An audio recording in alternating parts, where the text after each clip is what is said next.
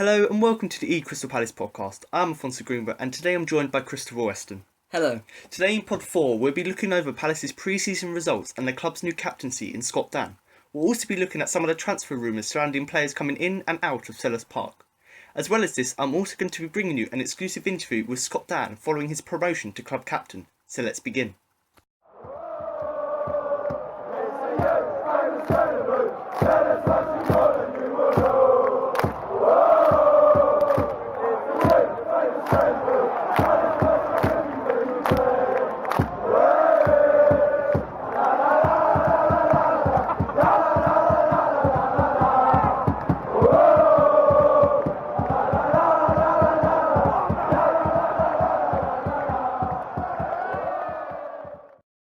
So today on the podcast, I'm joined by a good friend of mine, Christopher. So how are you and welcome to the podcast?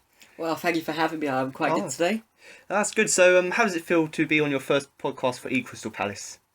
Well, feels good. Yeah. Excited to see what we can say. Looking forward to looking over the pre-season. Yeah, I think it was quite a good pre-season to look over anyway. Okay, so we might as well start with it, I suppose. So we're now going to start with the pre-season friendly review. But before we do that, I'm just going to read out all of the 9 results from the pre-season just to give you an idea of how successful it was and the results from it. But if you do want to get in touch with us, do follow us on Facebook and Twitter at Crystal Palace so you can keep up with the latest news. And for all you Facebook fans out there, do go on and join our Facebook group, which is obviously called Crystal Palace. So you can join in with discussions, read the latest news and obviously post your own opinion. So obviously the 9 pre-season games were the Philadelphia game, which finished 0-0. The Cincinnati game, which finished 2-0 to Palace. The Vancouver Whitecaps game, which was a 2-2 draw. The Colchester United game, which was a 1-0 win for Palace. The AFC Wimbledon game, which was a 3-2 win for Palace. The Fulham game, which was a 3-1 loss for Crystal Palace. The 2-1 Bromley game, which was a youth game, which finished 2-1.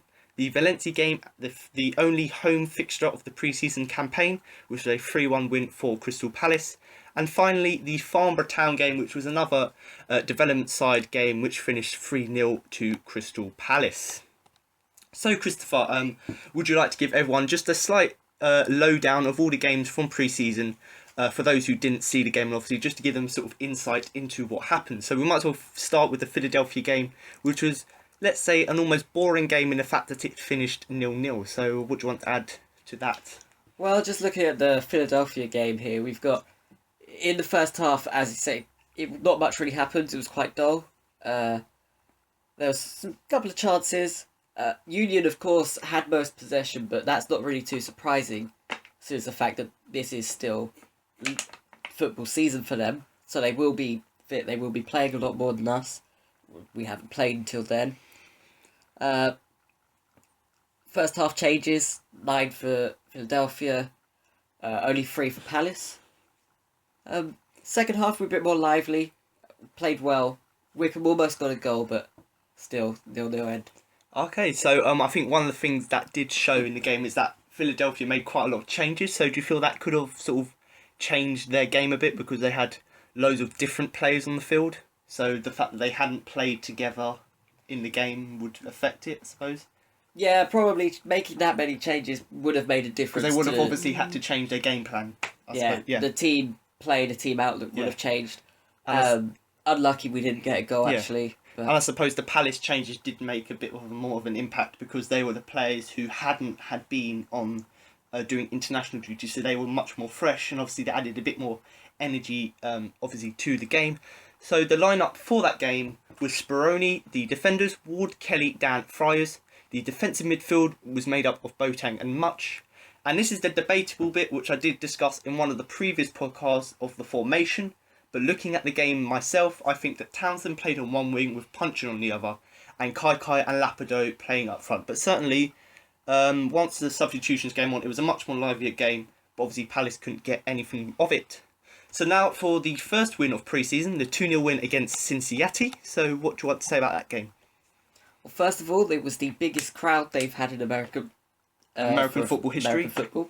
So that was really big for them, and us being there made it quite big for us as well. We had a shot by Nicholson 5 minutes in, but nothing much actually came of that.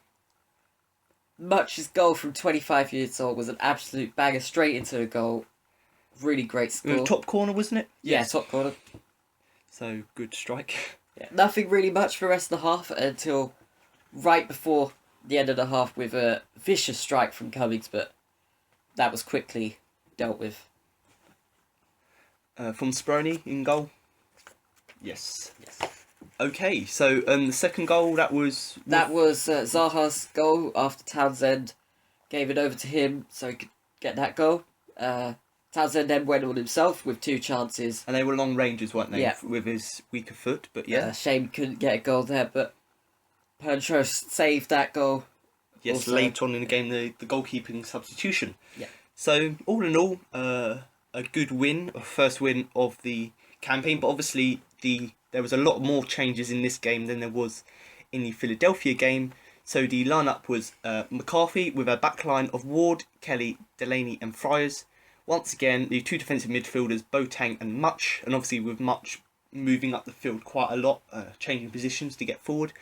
And then I suppose this one was sort of Sacco and Zaha on one wing with Lee Chung-yong playing down the middle, and obviously Campbell up front. And then the various substitutions, Pertron for McCarthy, Punchin for Ward, Dann for Kelly, Kroll for Delaney, Townsend on for Sacco, Kai came in on for Lee, Bertrand Akapon came on for Zaha, and obviously Lapido came on for Campbell. So all in all, a good start to the pre-season campaign, and certainly showed a lot more energy in this game than they did in the one against Cincinnati. And now for the final one of the American, or the sort of North American tour, obviously the game in Canada against Vancouver Whitecaps. So what is there to say about that game? Well, the first half was pretty dull. Nothing much really happened during that first half. Then again, 5 minutes into the second half, Edgar got a great header. And then Townsend with that cross to Campbell with that goal that we got there, which was a good goal. I would definitely say great goal there. Followed straight by some great teamwork moves to get Campbell another goal. We've got crucial Delaney block, followed quickly by Speroni saving goal there. Oh yeah, and there is actually a really nice picture across social media, all different sites, of that goal. There was a camera behind the goal taken, and it took a picture of Speroni making that save. It was absolutely wonderful. Yes, the save was very nice, but the fact that there was a full stadium with flags and stuff, it just added to the picturesque, let's say, of the picture itself. But yeah, a good game from that. And I think we're talking about Campbell getting 2 goals. It's very rare, I suppose. Campbell isn't one of these prolific goal scorers. He doesn't really score a lot of goals. But yes, it's good that he scored the goals, but I think we've got to be thankful to the actual players that assisted him. Obviously, Townsend assisted one of them, Yeah. and Townsend assisted the assister, obviously, in Wickham for the other goal. So the fact that, yes, Wickham, or yes, Campbell was in the right place to score, but you've got to thank the other players around him for the fact that they've supplied him, and he did actually do that by celebrating with them towards the end of the game, or once he scored. So especially with that second one, I think it really showed Crystal Palace working as a team, Yes. and how when they do work as such of a team, they can get that goal. Yeah. Unfortunately, not a 2-1 win, because Watson scored a header right. But it was a good cross, admittedly, from the Vancouver player. But certainly the fact that Townsend passed to Wickham and Wickham passed to Campbell, it shows good connections and chemistry between players. Yes. But obviously now for the lineup for this game. So that was Speroni, Kelly, Delaney, Dann, Much and Jednak playing the defensive role, with Punchin, Lee, Friars, Townsend, Lapido playing as that formation. Obviously this was the game that Palace decided to play a 3-5-2, obviously with the likes of Friars and Much playing fullbacks. So obviously that's why there's only 3 defenders. But certainly using a different formation did work for us, and I personally would like to see this formation used this season. But obviously the substitutions was Kroll for Delaney, Boateng came on for Jednak, Kai came on for Punchin, Balassi came on for Lee, Wickham came on for Friars, Berkan Akpon came on for Townsend, and Campbell came on for Lapido. So now to move on to the first of the pre-season games, which was in England, and that was an away fixture against Colchester United, where Crystal Palace came away with a 1-0 win. So obviously, goal scorer. Who was the interesting goal scorer in this game? It was Much with a 25-yarder. Wow, so that must have been some goal, really. It was some goal, definitely. Was there any good build-up to the goal? Good play from Palace? I would say so, yeah. I think getting it to him and then So would you say one of the good things about the build-up play was the passing? So good passing around the to get the ball to him, I suppose. Yeah, I think we're seeing that a bit more with Palace in the pre-season. They are passing it and they're getting it to the players they need to get it to Yeah. to score, and we're seeing that a bit more, Yeah. and I think it's a good sign. So more fluent passing, let's say. So Yeah. yeah. So do you want to highlight some of the other key moments in the game for all the listeners out there? Okay, so we almost got goals by both Porter and Winter. Unfortunately, they couldn't score. Then it was a pretty boring game till around 65 minutes when Ward gave in a great tackle that saved us from any troubles. Okay. After that, we sort of just put on more youth players, which did give Colchester more chances, but we kept on the 1-0 lead. Yeah. So do you feel that the fact that Palace brought on these youth players did help them to gain more experience with playing with the first team? Do you feel that helped them in their development? Yeah, I think it was a good choice because we felt quite comfortable at the stage, and we thought, well, what's the best thing to do? Rest the players, I suppose. Get on our youth players, get them in a game, and let them play against the other team. Even if it does give the other team more options, let the youth players face that pressure that they would have. First team football. Because having only the 1 goal difference, it makes them feel a bit more pressured and therefore see how they react under that pressure. So it sees how young players can act under pressure, and if like they did prove that they can play well under pressure, it shows that they're actually starting to develop into very good players, and hopefully will get around the first team this season. But obviously the lineup for this game was McCarthy, who has now left Palace for a fee of £4 million to Southampton, with a backline of Ward, Dann, Delaney and Friars. Then in the defensive midfield, I suppose, was Boateng and Much, with Much obviously pushing forward. Then sort of the attacking players was Punchin on one wing, Townsend on the other, Balassi playing just behind the striker who is Wickham in this game. Now the substitutions for this game was Kelly on for Dann, Kroll on for Delaney, Baron Williams on for Friars, Jadnak on for Boateng, Lapido on for Much, Lee Chun Yong on for Punchin, Kai on for Balassi, and I think, Campbell on for Wickham. And there was a few subs. Oh yeah, sorry, and Burke and Akapon on for Townsend. I'm sorry about that. And there was a few subs not used, Pertrom and Winter, but you can't always use all the subs, and since McCarthy had a pretty decent game, you might as well leave him on. So the next game is the game against AFC Wimbledon, which you may think, considering there was a few other development sides, may have been one, but actually Palace took a pretty decent first team there, and obviously we came away 3-2 winners, obviously at AFC Wimbledon's ground. So do you want to highlight some of the key moments from that game, Christopher? So first goal of the game was a Wickham header, putting us 1-0 up. This was quickly equalised by Taylor from Wimbledon, but we followed through with a goal from both Balassi and then Lapido, leaving us 3-1 up. Unfortunately, right near the end, Soiree scored an own goal. A bit of a mix-up there between him and Speroni going for the ball. When he headed it. Yep, Soiree tried to clear it, but accidentally headed it into the goal. So, did put a bit more pressure on us towards the end, but overall, good game. 3-2 win, always good. Yeah. And I suppose in this game, quite a few of the young players also played, and that is the case on most pre-season friendlies. But do you think that they done well under the pressure, considering they had to protect a 2-goal lead? Do you think that having that pressure of not conceding a few more goals when they're in that good situation, do you think that helped them? I'd say it definitely does, because they didn't let themselves become too comfortable or complacent with where they were. They still stayed on edge, they still stayed lively, because you do see a lot of players, once they get to that position, they sort of slack off, which would have given the Wimbledon other chances, but they didn't. And obviously they did have another chance, which they did take, but obviously we kept organised and made sure that after that little mistake from Soiree, we made sure that all the youngsters as well as the first team players knew what they do, so that we wouldn't concede again, and that's why we pushed on and came through the game as the 3-2 winners. But obviously, talk about the goal scorers. Wickham, really nice header from close range.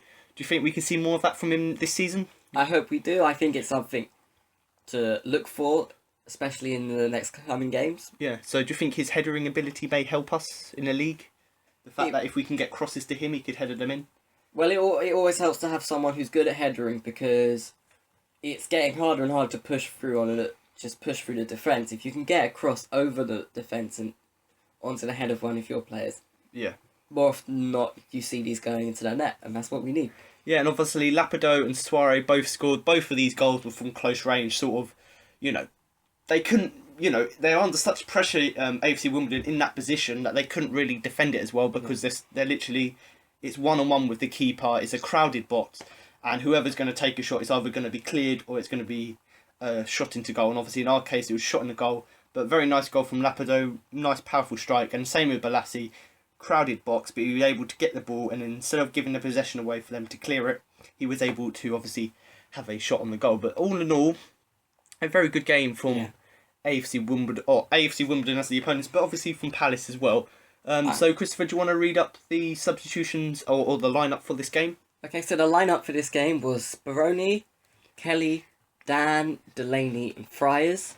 We had Jedinak, Puncheon, Kai, Balassi, Campbell, and Wickham. The subs for this game: Bynum Williams came on for Kelly, Winter for Dann, Kroll for Delaney, Soare for Friars, Boateng for Jedinak, Much came on for Puncheon, and Lee came on for Balassi, and Ladapo came on for Campbell. Plus we also had Townsend coming on for Wickham. So there's a few unused subs, but do you really think that was just because we felt comfortable with the game, or was it just sort of because we felt that we had a right system? Do you think that's the reason? I think it was we just didn't really need to put the subs on, and when you don't need to, you just don't use them. Yeah, you wouldn't want to risk the fitness of a player when you're in a comfortable position in the game. So obviously that was the game against AFC Wimbledon. Now to move on to the one and only loss this pre-season game, which was against one of the teams we did play last season in pre-season, who we did draw against, and obviously that was Fulham. Now obviously we did come away 3-1 losers in this game, but we did actually have a good game, and this game especially, the youth players did play a big role in the fact that they put out a good performance even though we did lose. So do you want to just highlight, Christopher, just a few of the key moments from within the game? So the first two goals were both from Fulham, Aluko and Smith scoring. But we did get a nice sort of comeback with a really nice cross from Dreyer to Anderson, who scored a great goal for us. Fortunately, they got another goal in injury time from I8, which was a shame, especially as soon as Crystal Palace were putting on a really good defence, but couldn't hold up. We couldn't hold it, Yeah. But I also think having a loss like this is good to highlight the sort of problems that we're having the issues to get ready for the new season, I suppose. showing us where we need to improve within the game. Yeah. So I suppose a thing to highlight is obviously the first two Fulham goals.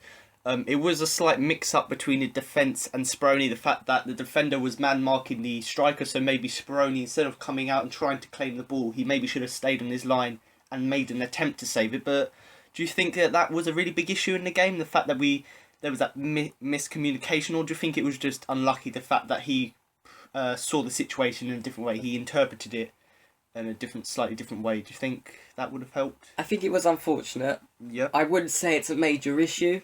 I think it's just being under the pressure, making a slip up that anyone could have made. Yeah. Overall, it's sort of the thing that is going to happen in games, and they have to find a way to get past it. And I suppose that's one of the good things, the fact that we've picked up on the fact that Speroni, yes, you have a split second to think of your decision, but maybe try and take slightly longer to interpret the situation and decide whether you should go. But personally, looking at it, yes, he should have been on the line for that, but then at the end of the day, he's the goalkeeper, he's in control, he needs to make his own decision, and he personally thought that going forward and trying to clean the ball was better option. But maybe in the future, if goalkeepers stay on their line, we may have a bit more, we wouldn't concede these sort of goals, because obviously, hopefully the defenders would clear it. But enough of that game, we're going to move on to the next game, which was a 2-1 away win against Bromley, but this was a youth team, so there isn't really much to talk about here, because this was mainly just about putting in two or three first team players with the youth players in a youth game, just to get their experience up, and obviously give Bromley a game as well. So there's not really much to highlight in the fact that it's a youth game. It doesn't really matter because we're not seeing the players who would eventually play this season. But we got to see some of the few players. And obviously, in this game, Sully Kaikai scored both goals. One of them was about a 30-yarder free kick, was a very good, powerful strike. The other one was a strike from, I think he was just dribbling just outside or the left-hand side of the box, dribbled into the box and hit one with his right foot, which got squeezed in. So certainly, out of all the youth players, a very good performance from Sully Kaikai. Obviously, we did concede the other goal, but that is expected when you've got youth players playing against slightly semi-professional footballers. But Christopher, do you just want to read out the lineup for this game, just to let everyone know of the youth players playing? Yep, just so that we know, there was Pantro, Winter, Kelly, and Phillips, Kroll, Boateng, Dreyer, Lee, Williams, and Kaikai and Lapido. So what about the substitutions for this game? Substitutions we had was Woods coming on for Phillips, Hewson coming on for Boateng, Berkeley Agipon coming on for Lee, Anderson coming on for Williams, and Williams coming on for Kaikai. Okay, so very interesting game there. A mix of obviously youth players as well as the first team players, but certainly the fact that we're seeing certain players such as Kaikai, Dreyer, we can see the best of them in these games. Hopefully they can implement that to try and get into the first team next season. But now to move on to the only home fixture of the pre-season, which was against Valencia, and that was a 3-1 win at Sellers Park. Obviously the only home fixture, but I think the home atmosphere did help us in this game. But Christopher, do you just want to run through just sort of insight into the game? Okay, so this game went pretty smoothly for Palace. Wickham scored a goal within 10 minutes. Then when he got a penalty, he hit the penalty, came off the goalkeeper and got the rebound, scored that as well. And our third goal came from a penalty by Jedinak, which was also very good for us. We did let in one goal from Domenech, which was a shame. One thing that we do seem to do is every time we do get quite a lead, we do concede. Yes. At least one. We're not very good at stopping them from scoring altogether. So I suppose that's one of the issues we found from pre-season is the fact that when we do have a significant lead, maybe we need to be slightly more tighter at the back, maybe be more aware of the situation just to make sure we can keep a clean sheet. But certainly we were slightly unlucky, let's say, with the goal from Valencia, because it was sort of a goal mouth scramble. They put in a cross in, but there was already about 5 Palace players in the box anyway, and that's not including the goalkeeper. So, 6 if you include the goalkeeper. There was only a few Valencia players, and obviously a few of them eventually ran in the box. But, the ball was bouncing around the penalty box, got blocked about 3 times off the line by Palace players, and then eventually it went in. So you can't really blame anyone for that, because yes, we could have cleared it, but when there's so many people crowded around you, you don't want to chance it rebounding off one of these players in. You just got to make sure you can make the crucial blocks. But certainly unlucky with that. And obviously the other goals, the 2 penalties, I believe, without having to look back at the match review, I think they were both won by Wolf Zaha. So obviously you can see once again him doing all of his tricks. But certainly Jedinak penalty, a very, very strong penalty from him, right into the top bins. Obviously the Wickham goal, obviously he did hit the goalkeeper first, and then he managed to control himself, get him ready, or not ready, composed is the word I'm looking for. Compose himself into a position where he would be able to hit it into the goal, and he done that very well. Most players would either have a shot once again at the goalkeeper. What he done, he found that the goalkeeper dived to one side, so he just got the ball, found it was there, and quickly ran onto it and put it into the other corner. So very good at that. And obviously the other goal from Wickham, wonderful twist and turn goal from Wickham. So all we can expect from Wickham. But certainly a very good game against Valencia, showing signs of what Palace can do this season, considering that Valencia are sort of a higher class team that we've played this season, a team that plays in the top tier of Spanish football. So more of a challenge for us. And although we did play very well, it did highlight maybe a few niggly problems, which hopefully get sorted out for the season ahead. So, Christopher, once again, do you want to read out the Palace lineup for this game? Okay, so our lineup for this game was, we had Hennessy in goal, then we had Ward, Dann, Delaney, and Soiree. We've also got Jedinak, Punchin, Zaha, Balassi, Townsend, and Wickham. So, what about the substitutions for these games? We had Speroni coming on for Hennessy, Kroll coming on for Ward, Winter for Delaney, Kelly for Soiree, Boateng for Jedinak, Kaikai for Punchin, Williams for Zaha, Lee for Balassi, Anderson for Townsend, and finally Dreher for Wickham. Okay, so there was only one sub not using this game, and that was only a youth player, but he did actually say in an interview a few days after this game that actually the fact that he was on the bench gave him a bit of experience, the fact that he was able to compose himself, that if he were to come on he would be ready for it, and also he got an experience of what he could do or what he could feel if he does eventually come onto the field at Palace, if he ever gets a first team game, what it was like to be in a Sellers Park when it's rocking, the crowd are singing. So it's good experience for him, but certainly this was more of a senior team, and obviously the youth players who were playing in this game were ones who've proven themselves over the last few pre-season games, and these are the ones who I personally think, especially Kai, Boateng, Winter, maybe Dreyer, these are the sort of players who I expect will be playing next season. But do you think, all in all, a good game from Palace, and do you think that these youth players, in having such a good result, it will boost their confidence? Yeah, I definitely say so. It's good to see Palace doing well. It's good to see us that we are still playing well, and it's good to see that The youth players get a chance. Yeah, and even if they're not playing, the fact that they're watching, they're learning from these older players, and becoming part of the team. Yeah. So do you think that the fact that we won this game by obviously a 2-goal margin, do you think that boosted their confidence as such, the youth players? Yes, because they're sitting there and they're going, we're a part of this. We're a part of this team that could beat teams like this. We're a part of this team that plays well. I want to be a part of that. I want to be good like them. And so it will boost their confidence and also get them putting in the effort to become as good as the other players. Okay, so obviously the last game of the pre-season game was once again another development side one. Palace did eventually win that 3-0 away from home. A very good game from there, but obviously as it was a youth team, we wouldn't really expect much from it. But obviously the first team players who did play in that game, the likes of Steve Mandanda, I believe Kabai played in that game, I think. I'm not entirely sure looking back at it because they didn't provide a team sheet. And I think a few other players played in it. But the fact that, the likes of Steve Mandanda, Johnny Williams as well, obviously just returned from Wales. He played in that game and done very well. But certainly Steve Mandanda, Johnny Williams, they both done very well in this game and obviously got us the 3-0 win.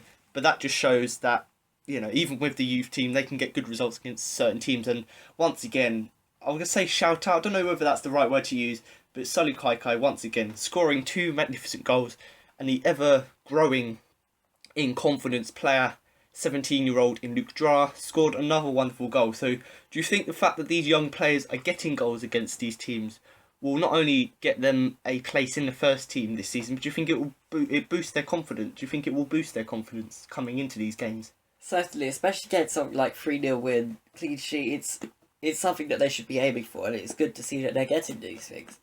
And they'll probably will start feeling a bit more hopeful about progressing into the first 11 and pushing forward in the team. Yeah, so do you think the fact that they scored these goals will help them get into the first team? Do you think it's a step up to moving from the development side to the first team? I would say so. It's definitely them progressing, getting better, and I hope that Pardew looks at that and sees that these players are should be worthy of playing in the. Well, once we team. lose our older players, these are the people who come and become the those future. players. Yeah, and I suppose just another thing to talk about is obviously Steve Mandanda played his first game for Palace, kept a clean sheet, which is obviously always good for a goalkeeper. But the amount of tricks he done, when a ball comes to him from a pass, instead of when a player is coming up to him to try and steal the ball off of him, instead of trying to clear it or pass it away, what he would do, he would challenge the player, so do a run with him, and then do a little trick, let's say, to get the ball past him, and he will run past the player who's running at him. So a lot of confidence from Steve Mandanda, but also a lot of a trickery and a bit of fun. Let's say he adds a bit more fun to the game. The fact that he's able to take on players when they could take off the ball of him, but he stays, he has his confidence to get the ball off of them and run around them. But certainly, all in all, a very good pre-season for us. Obviously, out of our 9 games, we did win 6 of them, drew 2 of them, and obviously lost 1 of them.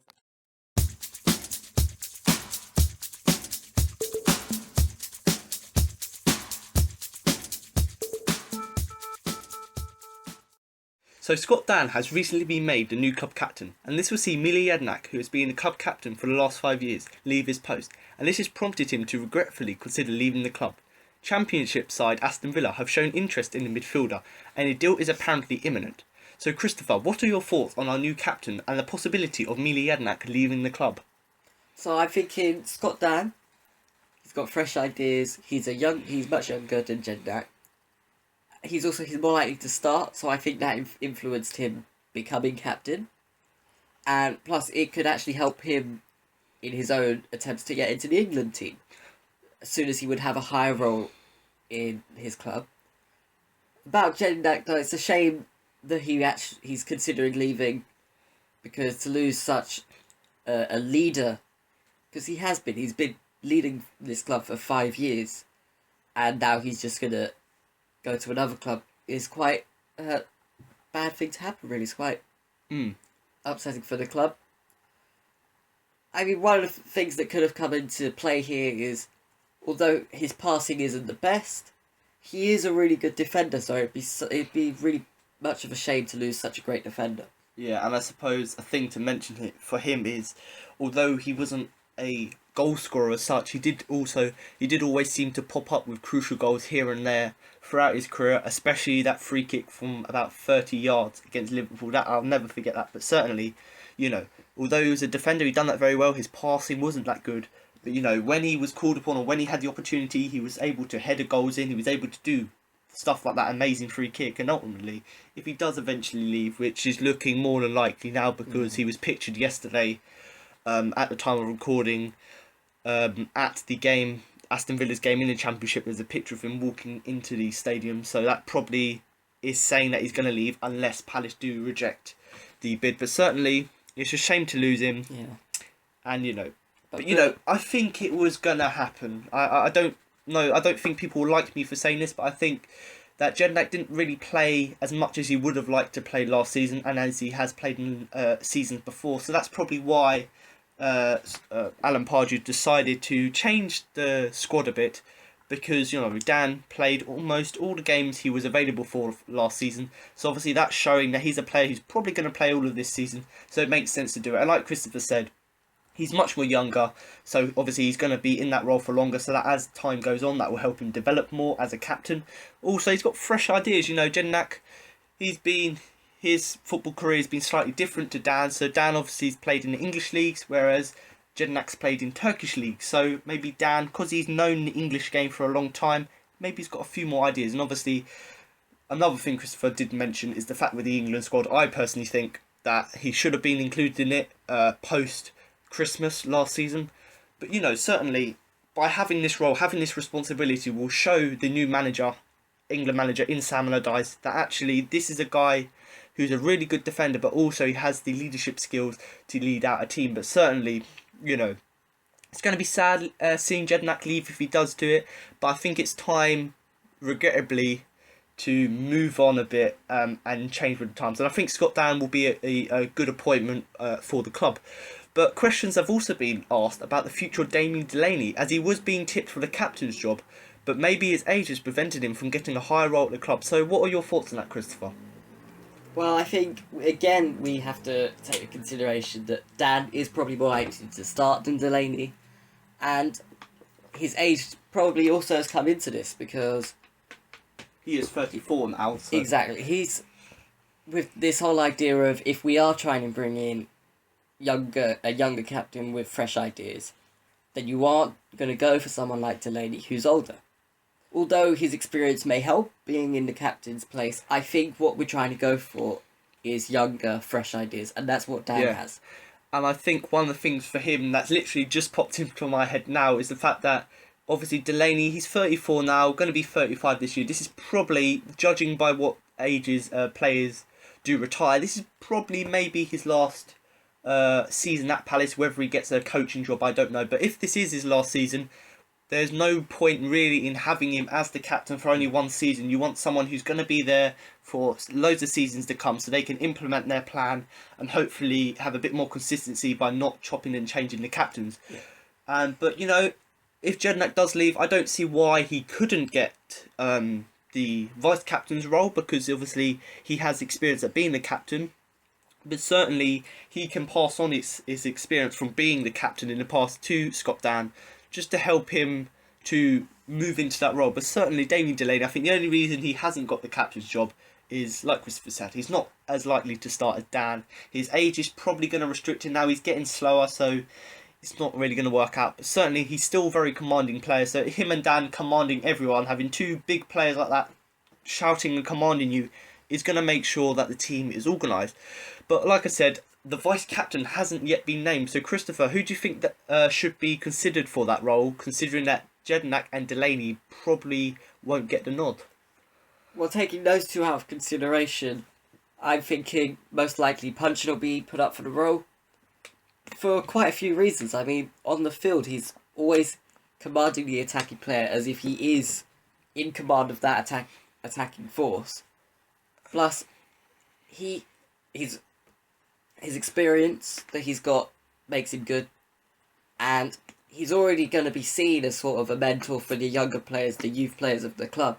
So he would be quite practiced in sort of teaching and commanding, and hopefully he can bring that in as a vice captain role, and that's something that would be nice to see. Okay, so a different approach there, I suppose. Someone who hasn't had captaincy experience before, but I suppose, like Dann, you need some fresh ideas. So maybe bringing him in there would, help the team, I suppose, by having a slightly different approach to the captaincy. But certainly, like Christopher said, a Punchin is a very good shout. I think that Jedinak probably leaving, Delaney might not get the nod. I certainly think Punchin will get it.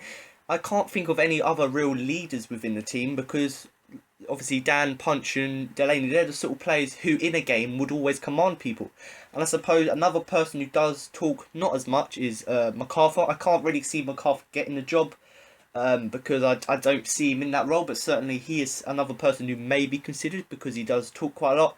And another person who I think it probably isn't going to get nowhere near the captaincy, but maybe we should consider in a few years' time, is Steve Mandanda. And obviously Steve Mandanda, he is a few years old now. What, a few years old? No, he's not. He's quite old now. Not the youngest of keepers at the club, but certainly, 30 years old. He's probably in his prime as a goalkeeper, but he was the goalkeeper at Marseille during some of their most successful times in the Champions League, Europa League. So maybe the fact that he's had experience in the higher sort of branches of football may actually help us at Palace, because he's got experience at different levels, whereas Dann has only got experience at the Premier League. So maybe bringing Mandanda in as a possibility may actually help us, because say in the Cup, for example, when Dann may not be playing, bring in Mandanda, and Mandanda will be able to command them like he's done with his team in Marseille in the Champions League, Europa League, and whatever the French League Cup is called. So Christopher thinks Jason Punchin will be tipped for the vice captain this year. So do all you listeners listening to this podcast agree with the decision to make Dann the new captain, and what we have said about obviously his assistant? So do contact us via Facebook and Twitter to share your opinions, and obviously you can follow us at eCrystalPalace on both of those. And if you are on Facebook, obviously do come and have a look at our Facebook group so you can share your opinions. But now we've discussed the new captain role, I'm now going to give you an exclusive interview with the new club captain, Scott Dann, following his promotion to the higher role at the club. Scott, first game of the season coming up against West Brom. How big a test will they be? They'll be a really tough test. We know from playing against them in the past, they've been really tough in close games. Obviously, having the manager here before, we know what he's about and the way he sets up his team. So we know, as every game is in this league, it's going to be a really tough test, and it's one that we need to make sure we're all ready for. Yeah, when you play against West Brom on Lipulis, do you notice a lot of similarities between the way they play and the way you played under him? I think obviously it's different personnel, so I mean he might tweak things at certain times, but his principles, what he wants from his team are the same, and that's why we were so good here under him and so good defensively, and everyone knew exactly what they were doing. So you expect exactly the same when you face his new team. A home game as well. There are plenty of fans there for Valencia, so the place should be bouncing on Saturday. Yeah, we hope so, and that's something that we we really enjoy is when we play home games, and we look forward to them because the atmosphere and the atmosphere we get off the fans, and hopefully we can start the season well at home. It's always nice to start the season at home, and hopefully we can start with a good performance and 3 points for them. You'll be walking out as captain in the league for the first time, a bit of a proud moment? Yeah, definitely. It's something that I thoroughly enjoy, being captain, and it's something that I'll look forward to. And it's an honour to be captain of the club. And yeah, I'll be really looking forward to walking out at the first game of the season on Saturday. Do you have to change the way you are at all as captain, or is it pretty much business as usual? I mean, I think it's pretty much exactly the same. That's why even when I wasn't captain, I try and do exactly the same job anyway, and try and help people out and lead by example on and off the pitch. That's what I've always tried to do. So I don't think much will change. Maybe a little bit more in and around certain bits, but over the whole, I think I'll pretty much just the same as I always try and be. There's a few new rules this season. Have they already sat you down the Premier League and gone through them all with the players? Yeah, they have, and every year there's always slight changes. There's a couple of ones what over the first couple of games you might see a few different decisions and a bit of indecision at times from the referees, but I mean it's something that you have to get used to, and when the new rules come in, you have to adapt pretty quickly and make sure that you know exactly what they are. Yeah, one of the ones that people talked a lot about is the one about surrounding the ref. I guess as captain, is that a bit of responsibility on you to marshal that? Yeah, I think so. And I mean, personally, you have to try and control yourself. But yeah, as captain, I mean, they've tried it for a number of years to stop players surrounding the ref, and sometimes they take a bit more severe action than others. But it's something that they feel strongly on. So yeah, we do have to be careful at that, because we can't afford to lose any players through anything like that. And finally, last season we got a great start against Norwich, and that then fed through, and it was a good first half of the season. How confident are you with some of the new signings that we've made that we can better last season? That's exactly what we'll be trying to do. We know we had a great first half of the season, and then the second half of the season weren't good enough and weren't what we expect. So we'll be looking for a bit more consistency, and like you say, with the new signings coming in, and hopefully they can improve us, and hopefully by the end of the window we'll have some more signings in. So hopefully we'll have a squad good enough to push on and try and get to where we think and where we want to be in the league.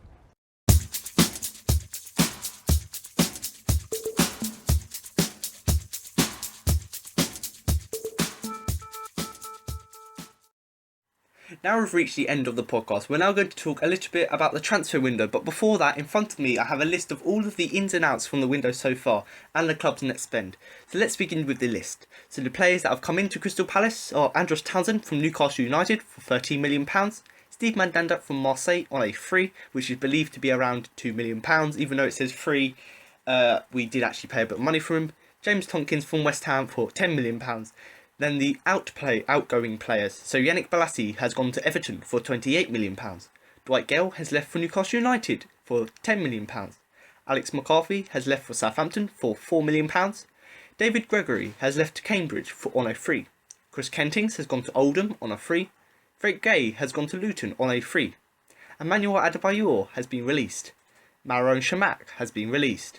Breda Hangeland has been released. Adrian Mariappa has been released. Resi Aliani has been released. Christian Scales has been released. Connor Diamond has been released. And Jerome Bowen-Williams has gone to Peterborough for an undisclosed fee. So Christopher, can you give us the maths and give us the net spend for the transfer window so far? Well, we've spent £23 million. We've received £42 million. So we've had a total gain of £19 million at the current stage. Yes, so obviously a few players are likely to come in before the end of the window, so that is probably going to go into minus figures, considering that we're probably going to spend more than £19 million on a striker. And I have fingers crossed because we do desperately need a striker. But obviously now Christopher has given us the stats. We're now going to look a little bit around the rumoured transfers that Palace are apparently going to make. And obviously I've just given a list of a few of them. And obviously they are Christian Benteke for Liverpool, and obviously he is a striker. Sergio Berahino from West Brom, another striker. Wilfried Bony from Man City, another striker. Islam Salami from Sporting, whatever it's called, a striker and winger. Loic Remy, obviously Chelsea striker. Oliver Burke from Nottingham Forest, obviously in the Championship. A young, talented 70-year-old winger who is Scottish, so would link up well with his fellow Scotsman, James McArthur. And obviously Moussa Sissoko from Newcastle United, a winger / midfielder, whichever way you want to look at him. But obviously a bit too much money for him. So obviously, Christopher, out of all of these rumoured transfers, which 3 of these players would you pick, and why do you think we should use them and buy them?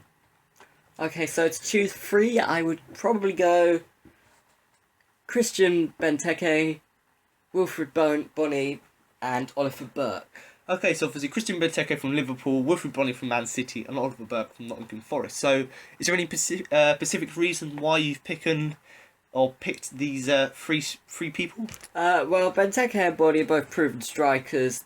And that's in the Premier League, isn't it? In the Premier League. Proven Premier League strikers. So, and I think we do have a need for strikers at the moment. So yeah, lack of goals last season did cost us our top half league position. So I suppose we do. So that would be that's my main reasoning for those.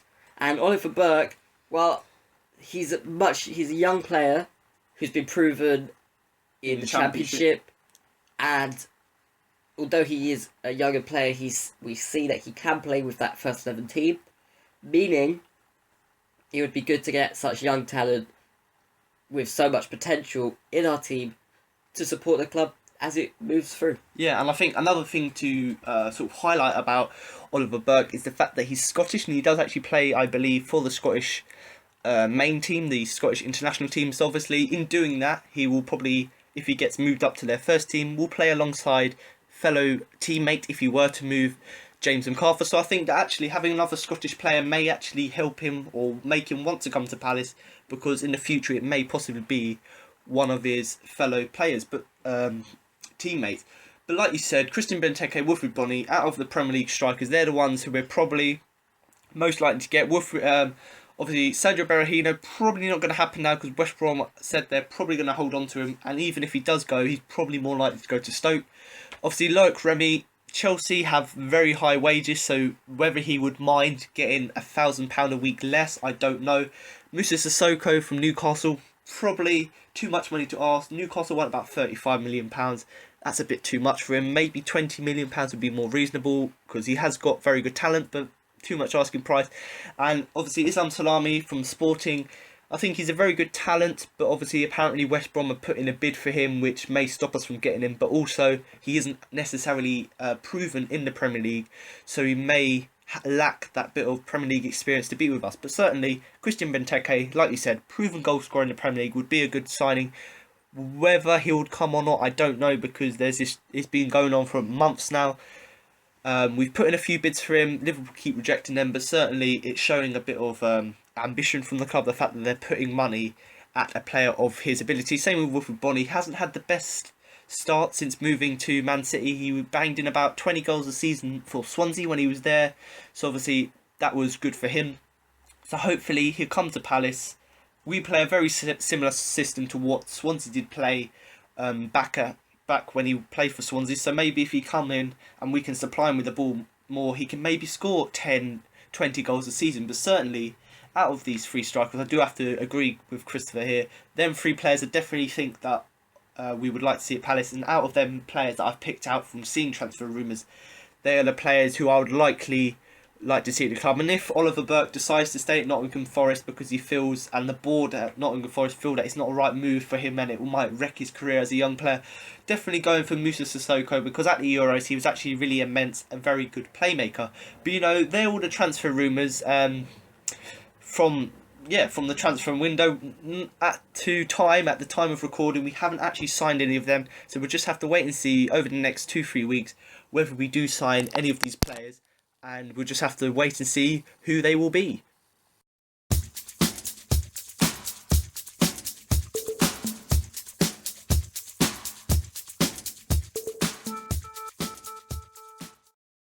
So now you've heard our pre-season friendly review, our views on our new captain, and the recent transfer news. That concludes this week's pod. Thanks once again for Christopher for joining me on this week's pod. No problem, glad to be here, and thanks for having me on the show anyway, it's been great. Yeah, anytime you're free to come on here. So, obviously, this was Christopher's first podcast for Crystal Palace. How did you find it? It was fun, definitely good.